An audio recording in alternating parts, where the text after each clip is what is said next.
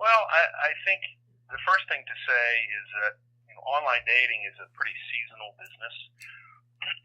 It is very, very popular in late December through the end of May.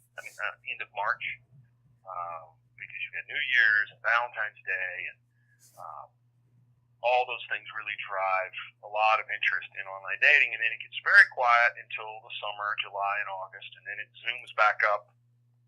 And then it's typically very quiet again in October and November, September as well. So because of this seasonality, and because we've been around a long time and we've observed this year after year after year, it's pretty easy to see things that disrupt that seasonality.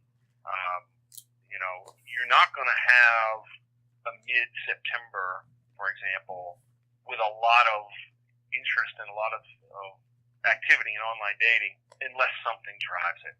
You're not going to have an early November unless something drives it. It's a little tougher in January because that's already the high season for us. But in each case,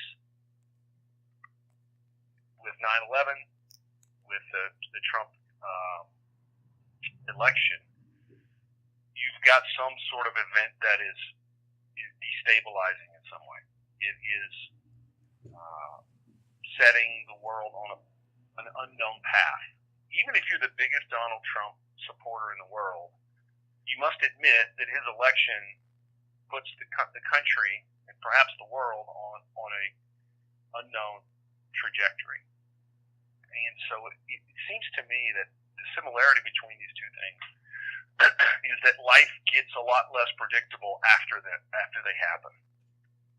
And what we see as a result of that is that people come to eHarmony and seek the thing that we're known for providing, and that is quality, enduring relationships.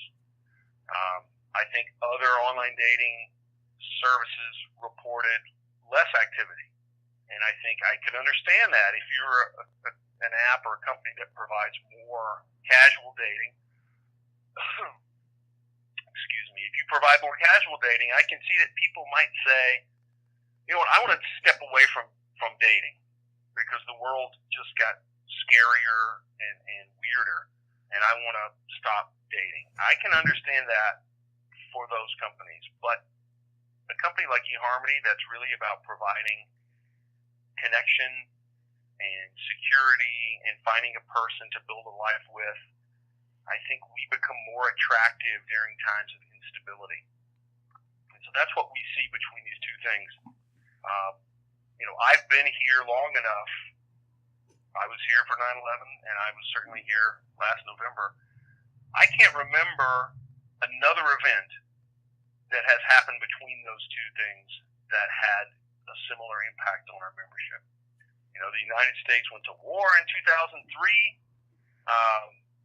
That did not create this kind of change, and that's probably because it was happening over there, right? It was happening outside the country. These two events are unique in that I feel that they seem very close to home for people and very destabilizing.